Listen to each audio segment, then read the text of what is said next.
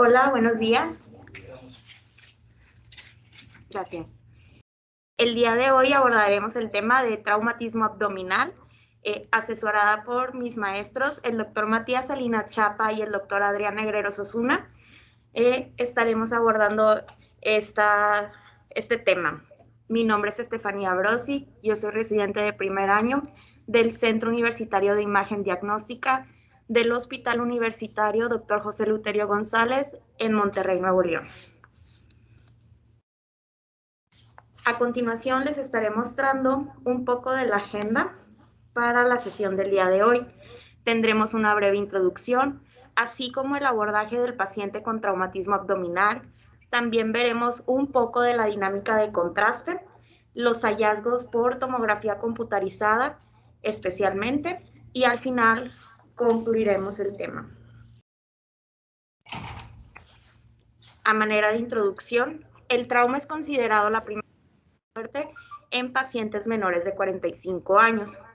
En el contexto del traumatismo abdominal, la causa más frecuente es la hemorragia. ¿Cuáles son las causas más comunes de esta? Bueno, entre ellas se encuentran los accidentes automovilísticos, caídas de altura, accidentes relacionados a deportes y asaltos.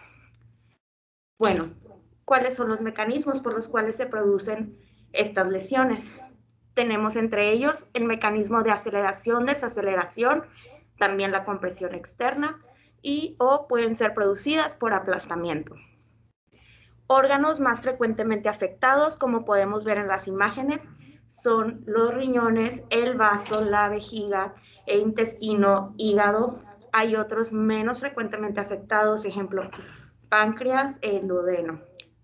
Esto es especialmente relevante para nosotros como radiólogos, ya que nosotros, con estudios de imagen adecuados e interpretaciones que sean efectuadas de manera rápida, precisa y oportuna, podemos aportar información para salvar la vida de nuestros pacientes. Se ha comprobado que del 20 al 50% de los pacientes con politraumatismos cerrados, ya que los abordan mediante historia clínica, exploración física, esto se subestima cuando realmente sí tienen un traumatismo abdominal. Bueno, dentro del abordaje del paciente con un traumatismo abdominal, nosotros tenemos múltiples modalidades de imagen, pero ¿cómo sabemos cuáles son las adecuadas para utilizar? Tenemos entre ellas pues a la radiografía, tenemos también al ultrasonido, a la tomografía, tenemos la resonancia.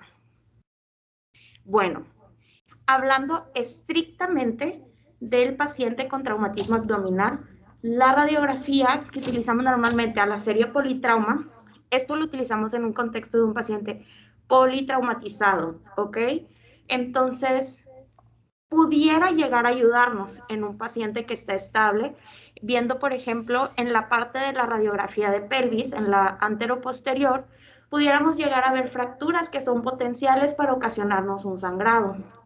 En cuanto a la radiografía anteroposterior de tórax, también pudiéramos llegar a ver algún dato, ejemplo, el signo de alas de gaviota, que pudiera ser parte, o sea, signo de aire extraluminal y que por ahí pudiera haber algún sitio de perforación. Sin embargo, no es lo adecuado, ¿de acuerdo? Nada más a manera general, ¿cómo obtenemos una radiografía anteroposterior de tórax en el caso de una urgencia? Bueno, pues el paciente generalmente lo vamos a poner en decúbito supino, los hombros hacia adelante con rotación medial de ambos brazos. Vamos a utilizar un receptor de imagen grande de aproximadamente 35 por 43 centímetros. ¿Cómo vamos a poner el centro? 4 dedos, que es un aproximado de 8 a 10 centímetros, debajo de la escotadura yugular, en la línea media del esternón. En cuanto a factores técnicos, vamos a utilizar kilovoltajes de 110 a 125 y miliamperes de 3 a 5. Claro que estos factores van modificándose de acuerdo pues, a la complexión del paciente, a la situación en la que nos encontremos. Algo similar sucede con los factores técnicos de la radiografía anteroposterior de pelvis. ¿Cómo colocamos al paciente? Al hablar de una radiografía anteroposterior y a un paciente que probablemente se encuentre no del todo estable, lo colocamos en posición de decúbito supino los brazos a los costados o cruzados sobre el tórax. Esto pues no siempre se puede, ¿verdad? El centro lo vamos a colocar en un punto medio entre la espina ilíaca anterosuperior y la sínfisis del pubis. Ahora sí, hablando del abordaje estrictamente, ¿qué es lo que vamos a hacer? Bueno, nosotros como radiólogos estamos obligados pues a realizar un FAST, que es una técnica de ultrasonido, por sus siglas en inglés, Focused Assessment for Sonography in Trauma, el cual a partir de aquí vamos a ver qué es el abordaje. Si tenemos un paciente que sale con un FAST positivo y está inestable, ya el departamento de cirugía decidirá pues abordarlo por una laparotomía exploratoria o ellos tomarán la decisión, ¿verdad? En un paciente positivo y que está estable, lo que podemos nosotros sugerir para realizar sería una tomografía contrastada de abdomen. En cuanto a un FAST que nos sale negativo, lo ideal sería poner al paciente en observación. Si nosotros vemos que nuestro paciente se está deteriorando, sí se puede realizar un FAST de control, ya que la literatura nos menciona que muchas veces pues hay falsos positivos, hay falsos negativos. Entre los falsos negativos, pues la complexión del paciente, un paciente con obesidad, entre otros. También sabemos que el ultrasonido es un estudio dependiente del operador, por lo que muchas veces al principio se nos puede pasar a nosotros. Y en otras ocasiones, a lo mejor el traumatismo fue muy temprano que todavía no ha provocado la cantidad de sangrado necesaria para que se pueda visualizar. Bueno, en el FAST, ¿qué es lo que abordamos nosotros en nuestra institución? Bueno, empezamos siempre por pericardio en un abordaje subsifoideo. Posteriormente, nos vamos a la fosa hepatorrenal o la fosa de Morrison. Después, vamos al lado contralateral y nos enfocamos a ver a la fosa esplenorrenal. Posteriormente, seguimos con correderas parietocólicas, tanto derecha como izquierda, fosas ilíacas derecha e izquierda, y el hueco pélvico o fondo de saco de Douglas. Ok, este es un ejemplo de un estudio FAST que tomamos en nuestra institución, donde podemos ver, permítanme un momento, por favor. Excelente. Donde podemos observar esta estructura anecoica. Por acá podemos ver también en fosa ilíaca derecha un poco más de este líquido. ¿Cómo vamos a ver el líquido? Recuérdenlo siempre para los que vamos empezando con esto. El líquido se ve anecoico, ¿ok? Es importante poderlo identificar, ya que de esto va a depender qué es lo que sigue, ¿de acuerdo? Falsos positivos también podemos tener, también. Todavía, o sea, es fecha que a nosotros muchas veces le dudamos y pues pedimos ayuda. Podemos llegar a ver la grasa pericárdica como si fuera líquido y en realidad ya al moverla a los parámetros nos damos cuenta que pues es grasita, que no es líquido. El derrame pleural lo podemos llegar a ver, pues también se ve como líquido, ¿no? El líquido en relación a citis en pacientes que pudieran tenerlo por la situación clínica de cada uno de ellos, lo podemos llegar incluso a confundir y decir, ¿sabes qué? Pues de que es líquido, ¿verdad? El motivo, pues esto ya lo tenemos que abordar más adelante. Para un paciente con traumatismo abdominal, vamos a utilizar, ya que haya salido positivo y si el paciente está estable, la tomografía computarizada, ya que este es un estudio rápido.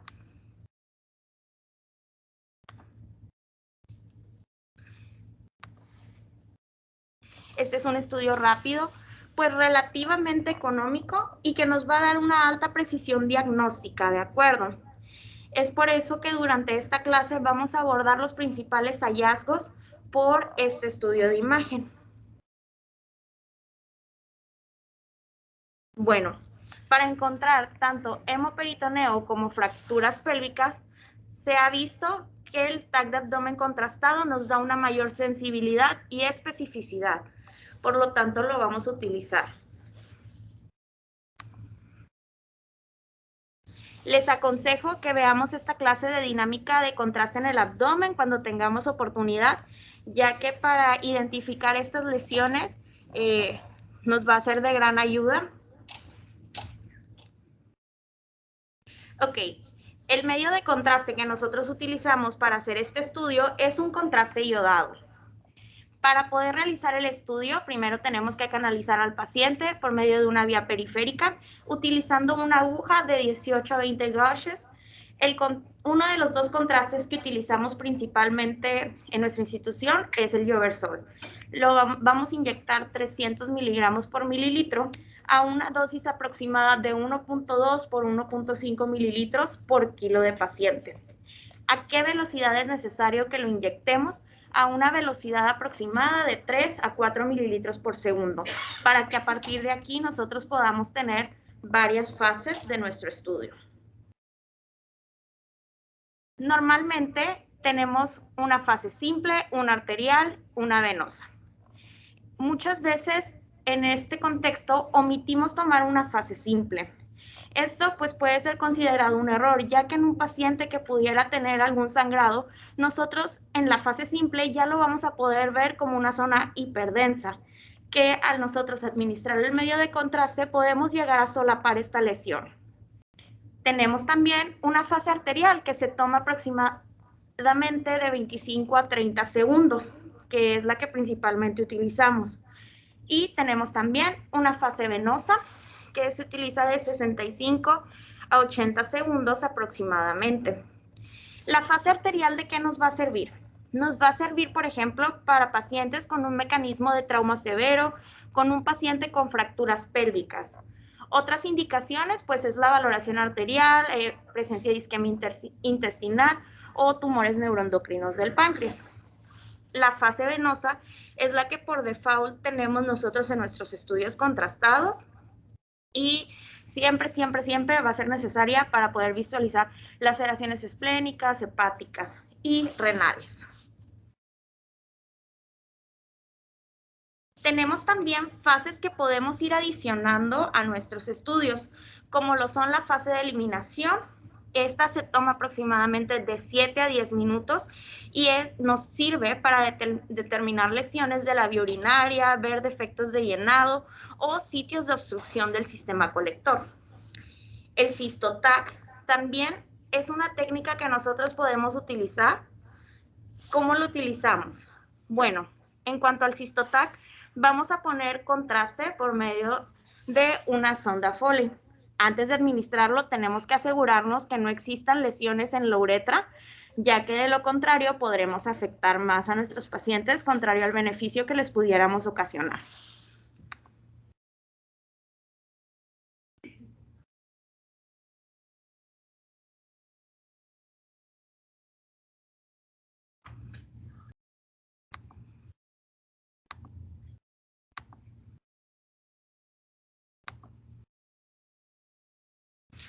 Ok, nosotros tenemos una clasificación en la que nos basamos, que es la clasificación de la American Association for the Surgery of Trauma, para clasificar las distintas lesiones en el abdomen. Me gustaría empezar por la lesión esplénica, que es el órgano más frecuentemente afectado. En esta tenemos la actualización del 2018 y es sobre la que estaremos platicando el día de hoy. La lesión grado 1 se trata de un hematoma subcapsular menor al 10% de superficie. Como podemos ver, esta zona más hipodensa. En cuanto, también podemos tener una laceración menor a 1 centímetro de profundidad de su parénquima.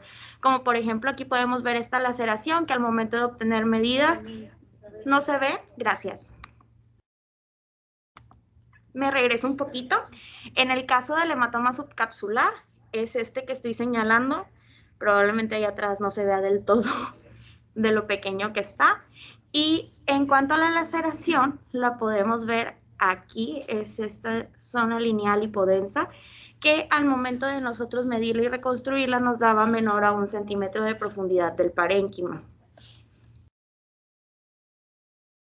En el grado 2 tenemos a un hematoma subcapsular que pudiera ser del 10 al 50% de superficie o un hematoma intraparenquimatoso menor a 5 centímetros de diámetro. Voy a regresarme aquí un poco.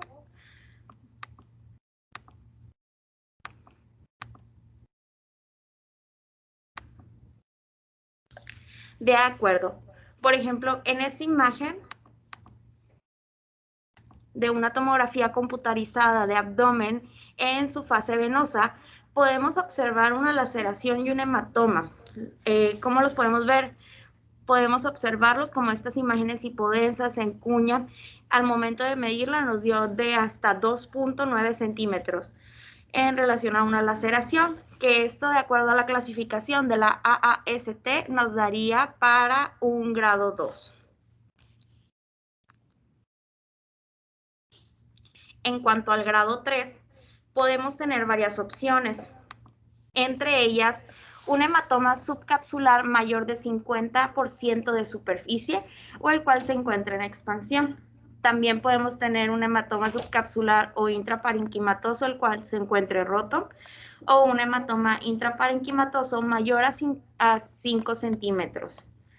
Asimismo, podríamos tener una laceración mayor a 3 centímetros de profundidad del parénquima o con involucro de sus vasos. En el caso que les muestro a continuación, podemos observar, déjenme llego a vaso, muchas gracias, podemos observar esta laceración, esta zona lineal hipodensa, que nos dio mayor a 3 centímetros. También asociado a tenemos un hematoma subcapsular mayor de 50%, y todo esto en conjunto pues nos da una clasificación grado 3. ¿Qué pasa con el grado 4? Bueno, este grado se trata de una laceración con involucro de los vasos segmentarios biliares y ya a partir de aquí tenemos desvascularización del órgano.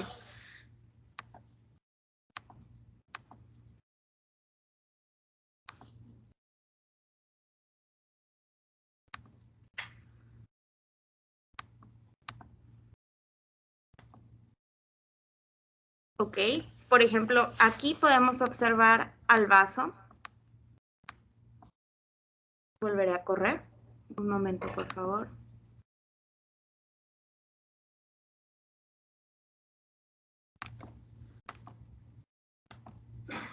Ok, podemos observar al vaso como un órgano que se observa de bordes irregulares, de aspecto heterogéneo.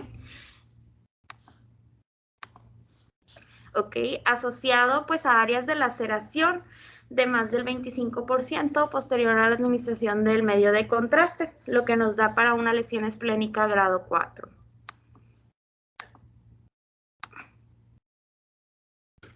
Hablando estrictamente del grado 5, nos referimos a un vaso que se encuentra completamente destrozado o también una lesión vascular que tenga sangrado activo y que pueda tener extensión a la cavidad peritoneal. En esta lesión, pues prácticamente el vaso se rompe a pedazos.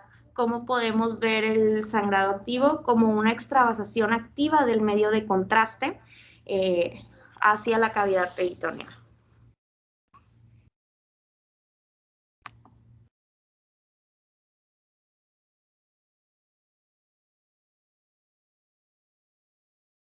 Aquí en este estudio de tomografía de abdomen contrastada, pues en realidad nos es muy difícil delimitar ciertamente el vaso, dado las características que mencionaba previamente. Ahora, hablando de la lesión hepática, que es el segundo órgano más frecuentemente afectado en un traumatismo abdominal de tipo cerrado, tenemos también a la clasificación de la AAST. En el grado 1 tenemos un hematoma subcapsular menor al 10% de superficie. También podemos tener una laceración menor a 1 centímetro de profundidad en el parénquima. Por ejemplo, aquí podemos ver una zona hipodensa en el segmento hepático 7, que nos da 6 milímetros de profundidad al momento de medirlo, por lo que nos da una lesión grado 1. Siguiendo con el grado 2, tenemos un hematoma subcapsular que puede dar del 10 al 50% de superficie o un hematoma intraparenquimatoso menor a 10 centímetros de diámetro. También pudiéramos llegar a tener una laceración un poco más extensa que va de 1 a 3 centímetros de profundidad en el parénquima o que puede ser menor a 10 centímetros de longitud. Por ejemplo, aquí podemos ver esta zona más hipodensa que nos dio para un hematoma subcapsular con medidas menores de 10 centímetros de profundidad, por lo que lo clasificamos como un grado 2. En cuanto al grado 3, ahora sí ya tenemos un hematoma subcapsular mayor al 50% de superficie o el cual se encuentra en expansión. También pudiera ser un hematoma subcapsular intraparenquimatoso roto o de más de 10 centímetros o en expansión. Correré nuevamente este video. También podemos ver una laceración mayor a 3 centímetros de profundidad en el parénquima.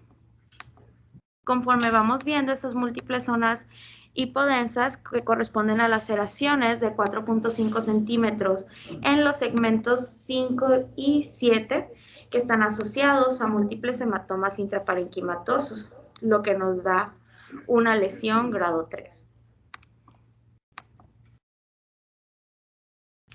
Hablando de una lesión grado 4, ahora sí nos referimos a una afección del parénquima, ya sea del 25 hasta el 75% del lóbulo hepático, o que involucre de 1 a 3 segmentos de Corneal en un solo lóbulo, ¿de acuerdo?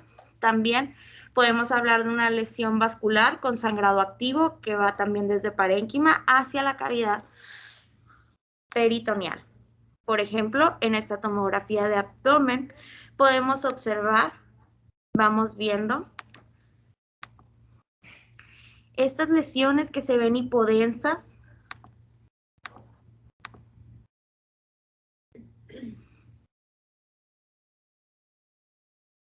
y que involucran a los segmentos 5, 6 y 8 con una extensión que al momento de medirlo nos dio de hasta 9.2 centímetros, lo que nos corresponde con una lesión hepática grado 4. Ahora, hablando de las lesiones hepáticas grado 5, tenemos a una alteración del parénquima que involucra a más del 75% de un lóbulo hepático o a más de 3 segmentos en un solo lóbulo. También podemos tener lesiones venosas yuxtahepáticas.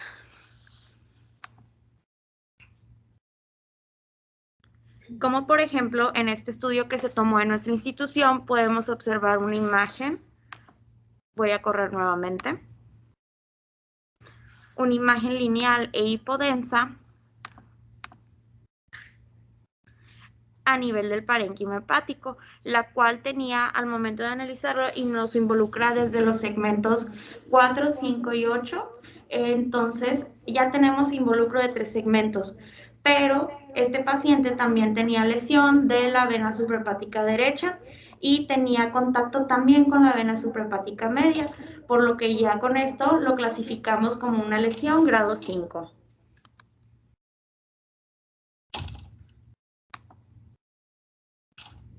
¿Eres un poquito atrás? Claro, doctor. Actualmente la mayor parte de los traumas hepáticos son tratados de forma conservadora, ¿sí? Entonces tenemos a veces pacientes con múltiples lesiones. Un paciente tiene una laceración en segmento 7 y tiene hemorragia retroperitoneal. O tienen laceraciones profundas y lesionan las venas principales, las venas suprahepáticas, o se dirigen hacia el hilio hepático. ¿Cuáles serían las complicaciones más comunes que encontramos en este tipo de pacientes? Porque la mayoría se manejan en forma conservadora. Claro. Tienen complicaciones. Estamos de acuerdo que pues también, o sea, la mayoría el manejo es conservador a partir del grado 1 al grado 3, a partir del grado 4 se empieza a considerar un tratamiento pues quirúrgico por una laparotomía exploratoria y pues el 5 ya definitivamente se considera como un tratamiento quirúrgico. Pues la complicación, el riesgo principal pues es el sangrado, que como ya decíamos es la principal causa de muerte en estos pacientes, doctor. Me refiero a las complicaciones del paciente que fue tratado de forma conservadora y sobrevivió a pesar de que tenía lesiones importantes. Ok.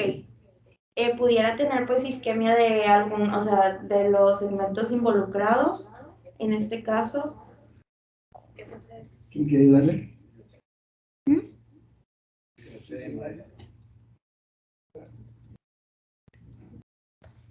sea que se sobreinfecta la formación de pseudoneurismas también de la o trombócitos. Fístulas.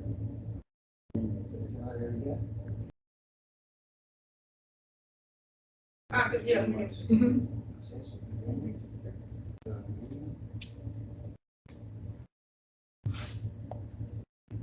Fíjate que yo les quería comentar, porque me ha tocado muchas veces. Usted está hablando del FAS, ¿okay? Y si ustedes lo conceptualizan en la escena, ustedes van y dicen, si ustedes dicen el FAS es normal, y acuérdense que el FAS estamos como medio presionados, de que esto sea una cosa que se haga en un minuto, y entre más rápido somos mejores y cosas por el estilo. Y bueno, puede ser que ciertamente el FAS sea negativo, pero fíjate, por ejemplo, si ves este paciente que tiene una lesión hepática de grado 5, y si ves la fosa de Morrison, no tiene líquido. ¿Sí? Y no se diga el resto. Ahí está. La vena cava. Ajá. Sí. Pero esa es justamente a lo que iba. Una cosa es que nos pidan FAS y una cosa es que el paciente... Acuérdense que el FAS fue una evolución desde el punto de vista de los cirujanos. Los cirujanos anteriormente, cuando tenían un paciente con trauma abdominal cerrado, lo que hacían era un lavado peritoneal. El paciente llegaba, a mí me tocó hacer. El paciente llegaba y se les ponía se abría, ¿sí? Se le ponía el líquido.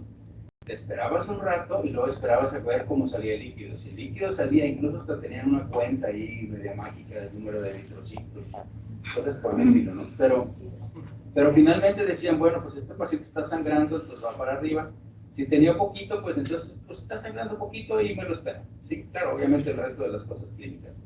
Entonces, cuando viene el ultrasonido y cuando podemos ver esta situación de la parte del líquido en el espacio peritoneal, pues, bueno, las cosas cambiaron, ¿sí? Pero si ustedes se fijaron, las veces que tú dijiste prácticamente en todo, dijiste hematoma parenquimatoso, hematoma subcapsular en las 5 clasificaciones. Ninguna de ellas tiene líquido libre, ¿cierto? No digo que no lo tenga, pero no está en la clasificación. Claro. Pero en este ejemplo, fíjense, lo que les quiero decir al final es, aunque ustedes vean el FAS, vean lo que más puedan. O sea, también hagan el estudio del hígado y también hagan el estudio del vaso. Son de esas cosas, se los digo sobre todo, por ejemplo, a los que están entrando a los R1, que es igual cuando estás haciendo el ultrasonido, ¿no? Porque te enseñan, entonces tú estás haciendo el ultrasonido y tomas el vaso, pero lo único que quieres del vaso es como la medida. ¿Sí? Nomás le tomas una foto a la medida, pero no ves el vaso. O ves el riñón y nomás tomas el riñón derecho, mide cuánto mide, el riñón izquierdo, pero no lo ves. No sé si me explico, o sea, es importante porque en algunos lugares el FAS va a ser disciplinado. Yo sé. Y así fue, ¿me entiendes? Entonces, el hecho de que se traduzca que un FAS negativo quiere decir que el paciente no tiene nada, no es cierto. Y ahí está la mejor prueba. Es un 5 sin líquido en el espacio de Morrison. Así es. Doctor, entonces como una sugerencia, pues para estudios futuros, ¿podríamos estar indicando a todo paciente con traumatismo abdominal, también a pesar de que el FAS esté negativo, hacerles la tomografía o no sé? Yo creo que lo que tienes que hacer es tú, como médico, o sea, como radiólogo, acuérdate que lo que tú estás haciendo es una interconsulta, pues. Claro. Entonces a ti te dicen esto y tú dices, ¿sabes qué? No tiene líquido libre. Y yo ya revisé el hígado, ya revisé el vaso, y tú sabes que también lo revisaste, porque el paciente puede estarse moviendo, el paciente lo puede estar intubando, el paciente... Y de ahí tú puedes decir, ¿sabes qué? Me quedo conforme, o sea, definitivo, si tiene una lesión que se me está pasando, hombre, pues es un pequeño hematomilla ahí que está ahí en la punta arriba, no sé, en el vaso, no va a pasar nada, no tiene líquido libre, ok, está bien. Pero lo que no quiero es que digan, 1, 2, 3, 4, adiós. ¿Sí? Negativo y ya no tiene nada, no. Negativo, el FAST. De allá que no tenga nada es otra historia. Entonces, ustedes como radiólogos, nuestra misión es ver el hígado y todo lo demás que podamos, ¿cierto? Pero hasta donde te quedes conforme. En la urgencia, ahí, si tú me dices, oye, el paciente lo están intubando, tiene traumatismo de cráneo, no te vas a poner a verle ese FAST y listo, ¿sí? No te vas a poner a verle la cava y cómo está ahí. Pero si tienes oportunidad, hagan el estudio completo. Lo que les quiero decir es que muchas veces en nuestra mente, pues los cirujanos seguro, pero en la de nosotros inclusive, vamos, hacemos esto y ya no viste más. Sí. Es como si ahorita en una de las que pusiste del vaso tenían lesión espléndida, lesión de riñón izquierdo. Sí. Sí, pero estamos viendo eso y se te va la onda y a lo mejor si yo te digo, oye, ¿y cómo estaba L4? Dices, caray, no la vi. Bueno, claro. O sea, ese paciente, si tiene lesión del vaso, tiene lesión del riñón, pues imagínate el trancazo que tuvo. Entonces, digo, si ya estás en el TAC, pues vele el hueso, vele cosas. Tenemos nosotros, esa es nuestra misión, pensar un poco más allá y darlo integral. Es más o menos la rutina que nos enseñaron cuando se puso ultrasonido obstétrico, de que siempre hacer el estudio obstétrico y hacer un pequeño rastreo rápido, similar a lo que estaba diciendo el doctor, del abdomen superior, que nos encontramos a veces muchas sorpresas. Yo quisiera también platicar lo que comenta el doctor Matías, el hecho de que la mayoría del tratamiento es un tratamiento conservador. Algo que también es importante dentro de la información de un poquito más de importancia es que en lesiones donde se demuestra una intravasación de material de contraste, está indicado completamente la embolización, más el tratamiento conservador o la cirugía. Entonces es importante que sí se considere que se puede realizar una embolización cuando encontremos alguna laceración o una lesión que demuestre una intravasación de material de contraste. Gracias, maestros. Continuando, también podemos tener lesiones del intestino y del colon. Sin embargo, pues esto no es frecuente. ¿Cómo podemos nosotros en un estudio de tomografía computarizada de abdomen identificarlo fácilmente? Bueno, lo podemos identificar empezando por la presencia de aire libre extraluminal. Una vez que tengamos este aire libre, nosotros estamos obligados a revisar de dónde proviene este aire. Por ejemplo, en este estudio que volveré a correr,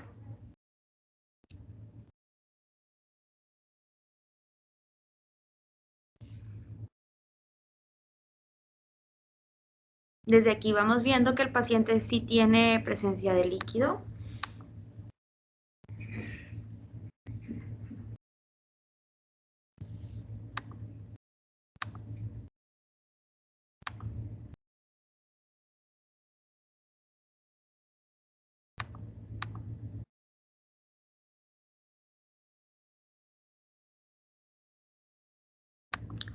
Corremos de nuevo. Bueno, pues aquí a nivel del ángulo esplénico podemos observar esta pequeña discontinuidad de sus paredes, que es lo que muy probablemente nos esté provocando todo este neumoperitoneo.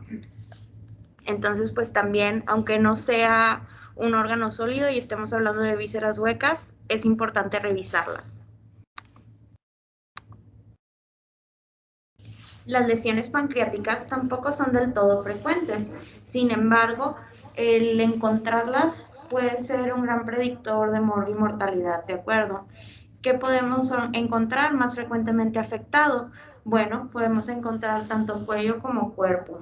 Y los hallazgos que nosotros estamos obligados a identificar, pues es de lo que ya hemos estado hablando, de laceraciones, de contusiones, de fracturas del páncreas, y principalmente si está o no está afectando al conducto pancreático, ya que esto también, en caso de encontrarlos afectados, nos puede ser indicador de gravedad. También tenemos por parte de la AAST una clasificación de la lesión pancreática. Como son muy poco frecuentemente encontradas, muchas veces pues nosotros cuando lo vemos lo dejamos más descriptivo en nuestro reporte. Sin embargo, pues es importante recordar que también existe y que podemos darle una clasificación para que los médicos tratantes, en caso de que estén leyendo nuestro reporte, digan, bueno, pues qué manejo le vamos a dar al paciente, ¿de acuerdo? Por ejemplo, en el grado 1 podemos ver una contusión pequeña o una laceración menor que no involucra el conducto pancreático. En el grado 2 podemos observar una contusión o una laceración mayores comparadas con la del grado 1, sin embargo, sigue preservado este conducto. A partir del grado 3 es donde nosotros ya tenemos involucro del conducto pancreático y nos vemos obligados pues a reportarlo. Podemos tener en el grado 3 una lesión del parénquima con, ahora sí, pues lesión del conducto. En el grado 4, ahora sí ya tenemos lesión parenquimatosa que puede involucrar a la ámpula o también una transrección proximal. En cuanto al grado 5, ya tenemos una disrupción masiva pues de la cabeza pancreática.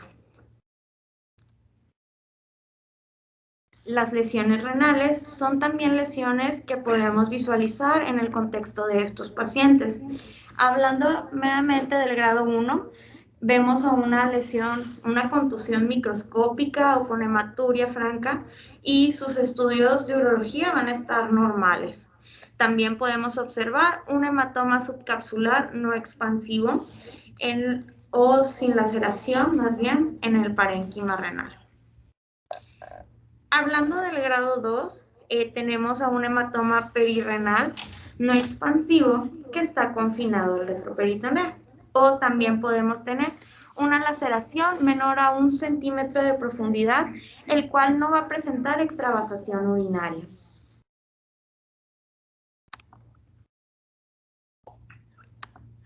Una lesión renal grado 3, ahora sí vamos a tener más de 1 centímetro de profundidad en el parénquima de la corteza renal. No va a haber ruptura del sistema colector o extravasación urinaria. Como podemos ver en este estudio de tomografía computarizada de abdomen contrastado, de principio nos llama la atención el líquido que se encuentra en riñón derecho. Voy a volver a correr para ahora sí verlo bien, ponernos a analizarlo un poquito.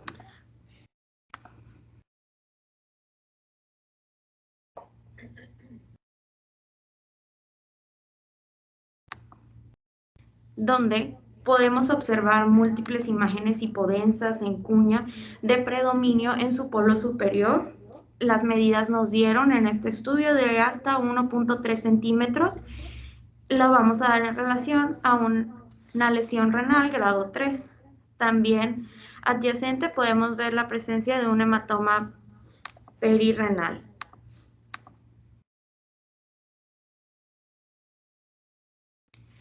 Para identificar lesiones del sistema colector, como aquí les estoy diciendo, no involucra. Bueno, ¿cómo las podemos identificar? Podríamos utilizar a la fase de eliminación, que como ya les platiqué previamente, se va a realizar de 7 a 10 minutos posteriores pues, a la inyección del medio de contraste. Recordemos que el contraste iodado se elimina por la vía urinaria, entonces para este tiempo ya probablemente en un paciente contexto que no tiene alguna alteración renal por ahí, alguna enfermedad que retrase su eliminación, podríamos observar por ahí que haya una obstrucción del sistema, que haya alguna extravasación del medio de contraste, etc.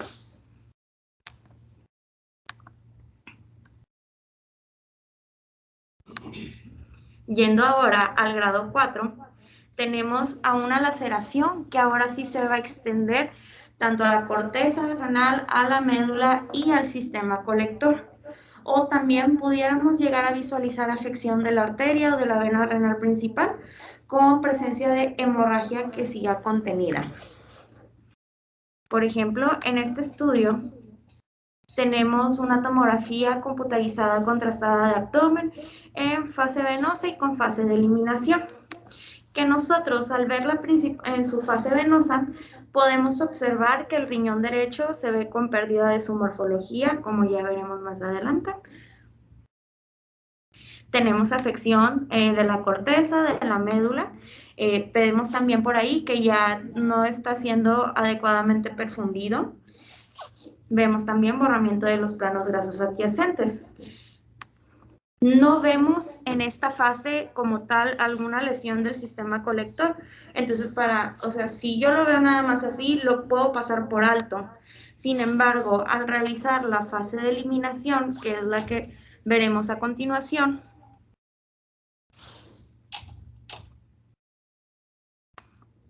ya podemos observar discretamente la lesión del sistema colector. Entonces, por eso nos avanza de un grado 3 a un grado 4.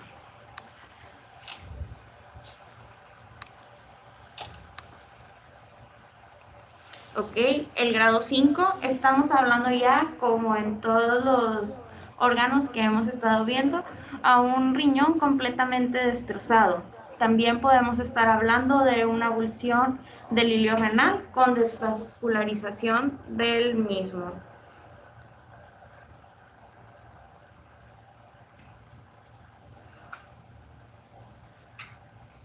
Por ejemplo, aquí podemos ver al riñón izquierdo con desvascularización del mismo desde su polo inferior, su polo medio. Tenemos también la presencia de un hematoma perirrenal. No vemos sangrado activo, pero pues ya por los datos que les he mencionado previamente,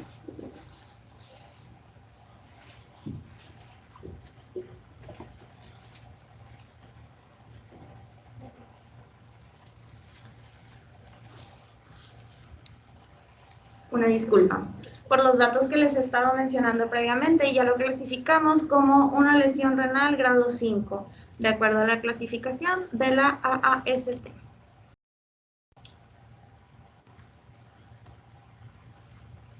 La vejiga es otra de las partes que podemos revisar, porque si bien no es frecuente que se lesionen, siempre hay que analizarla porque podemos tener ruptura de varias porciones de la pared de la misma. Tenemos una lesión vesical, una ruptura vesical intraperitoneal y una extraperitoneal. Hablando de la intraperitoneal, que es la que menos frecuentemente se presenta de un 10 a un 15% de los casos de los pacientes, la vamos a observar con la ruptura de principalmente el domo de la vejiga. ¿Cómo lo podemos distinguir principalmente, aparte de esta disrupción? Con la presencia al momento de realizar un cisto-TAC, viendo siempre que no haya lesión de la uretra antes de realizarlo, podemos ver la presencia del medio de contraste en la cavidad peritoneal. ¿Ok? El tratamiento de esta casi siempre va a ser quirúrgico, ¿de acuerdo? Por el contrario, tenemos a la lesión vesical intraperitoneal, que esta es la más frecuente, se presenta hasta en un 85% de los pacientes y va a ocurrir frecuentemente en la base de la vejiga. ¿Hacia dónde se ve el contraste en estos pacientes? Se va hacia el espacio perivesical y nos va a dar este signo, que con un poco de imaginación lo podemos ver, que es el famoso signo del molar. También al revisar vemos que el medio de contraste no corre hacia la cavidad peritoneal. El tratamiento de estas lesiones suele ser conservador. ¿Regreso un poquito? Claro, maestro. En un paciente que tiene hematuria, a veces le hacemos el TAC y vemos que los riñones están normales y la vejiga es normal y el paciente tiene hematuria. Hay que recordar que hay lesiones de la vejiga que pueden ser contusiones de la mucosa, que tienen sangrado y no se va a ver nada en el TAC, en el cisto-TAC. Y también puede haber hemorragia dentro de la pared, en el intersticio, en el muro. Entonces vemos nada más en el cisto-TAC un engrosamiento selectivo o localizado de la pared de la vejiga. Y cuando hacemos el cisto-TAC, en ocasiones puede pasar contraste hacia la pared de la vejiga que está engrosada, ¿sí? Pero es el intersticio que está afectado y no hay salida de medio de contraste al exterior, ¿sí? Muchas gracias, doctor.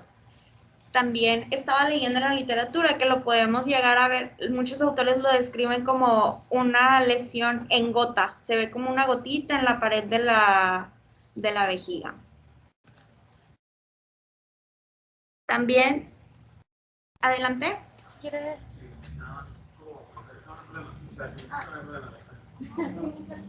Para que se escuche. Gracias.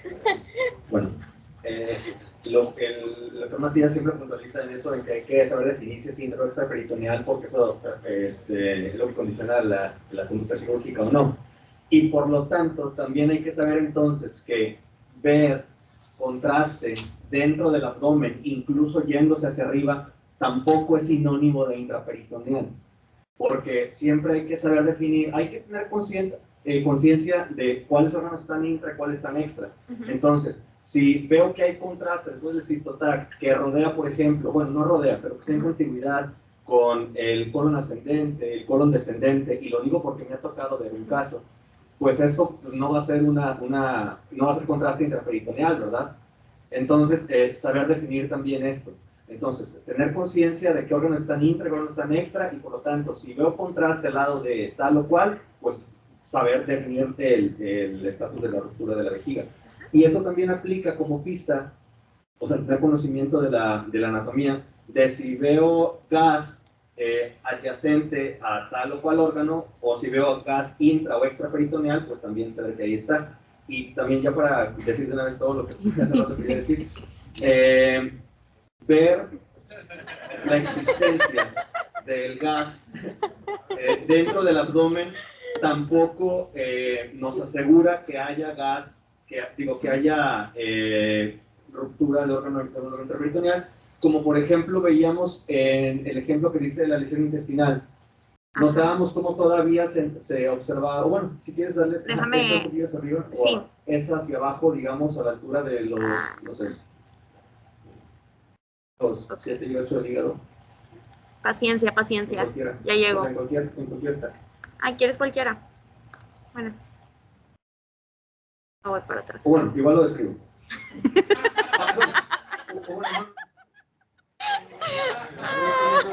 Bueno.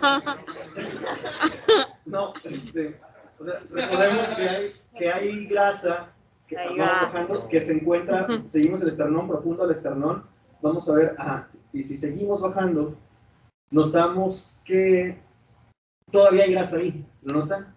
Entonces todavía hay grasa ahí por delante del gas, y hay veces que es invertido, hay veces que vemos gas y atrás vemos la grasa. Entonces esa es la grasa preperitoneal, ¿sí? Y esa grasa, gracias, Julio. Y esta grasa preperitoneal, hay veces que, bueno, aquí la vemos respetada, hay veces que es invertido, aquí ya vemos la grasa y aquí vemos todavía el gas. Entonces, este gas pues no está intraperitoneal, ¿ok? Y este gas puede que se continúe en el mediastino, incluso. Y por eso hay que buscar también intencionalmente alguna lesión que estuviera más superior o que este gas viniera a algún otro punto. ¿Sí? Muchas gracias, Ulises. También ahorita que estamos con la trama vesical es importante recordar que en todas las tomografías, en los abdominales, si el paciente trae sonda poli, hay que recordar al médico tratante que la pince para poder valorar bien, porque podemos tener un error por omisión por no hacerlo.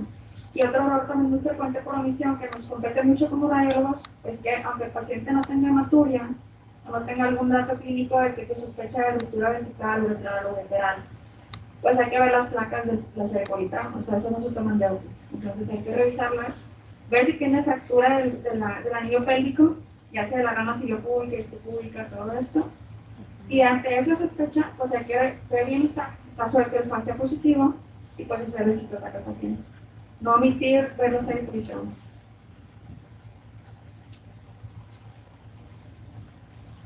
Lo que decía Ulises es muy importante. Recordar que el gas extraintestinal puede ser originado en el tórax. Un paciente politraumatizado tiene una contusión, tiene una ruptura alveolar, el aire se extravasa del alveolo, pasa al intersticio, pasa al mediastino y el mediastino pasa al abdomen. O sea, no todo el aire extraintestinal va a ser de origen abdominal. Muchas gracias. También es importante evaluar a las glándulas suprarrenales. si bien son estructuras pues diminutas al momento de nosotros visualizarlas, debemos prestarles especial atención, ya que también pudieran sufrir traumatismos.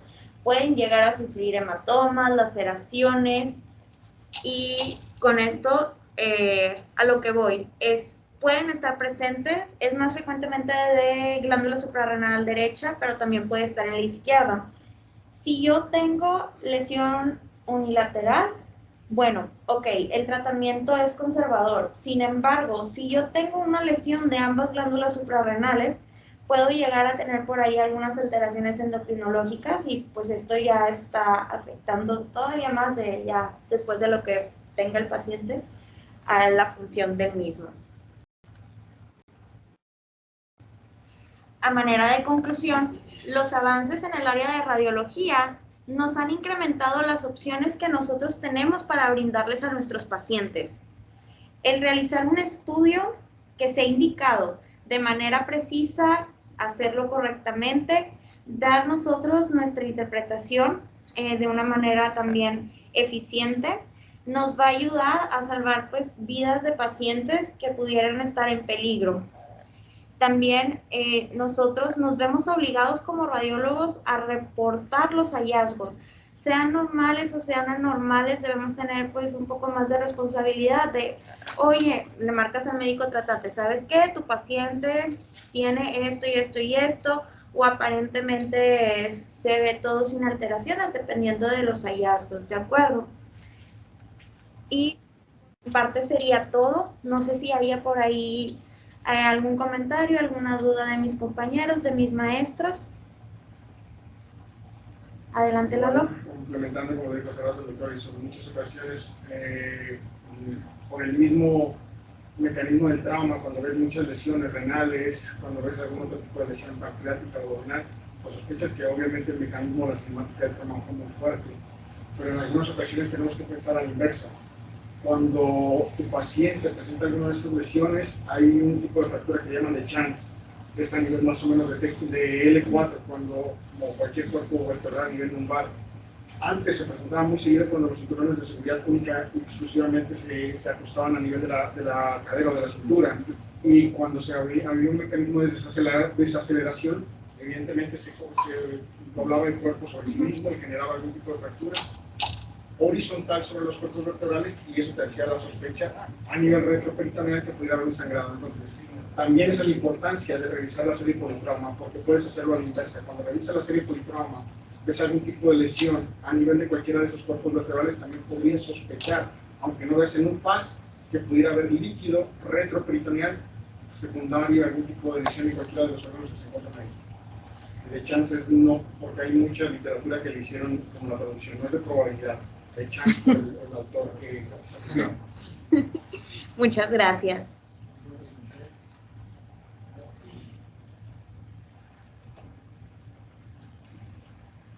Bueno, yo también más quisiera insistir, a pesar de que la gran mayoría de los tratamientos conservador se realizaba mucha angiografía anteriormente para hacer también la exploración vascular, pero por las tendencias, bueno, hay mucha controversia en cuanto a lo que es el papel de la radiología intervencionista, pero lesiones renales, hepáticas, hematomas retroperitoneales pueden ser tratadas con embolización. Normalmente se utiliza lo que es el TEC-1.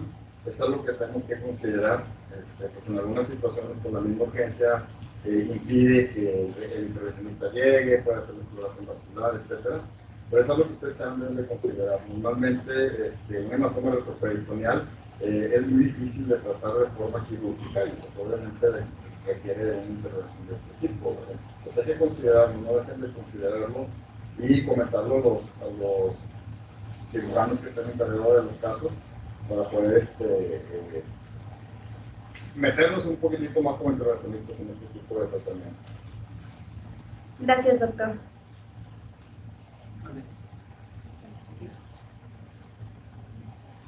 No sé si alguien más tenga algún otro comentario.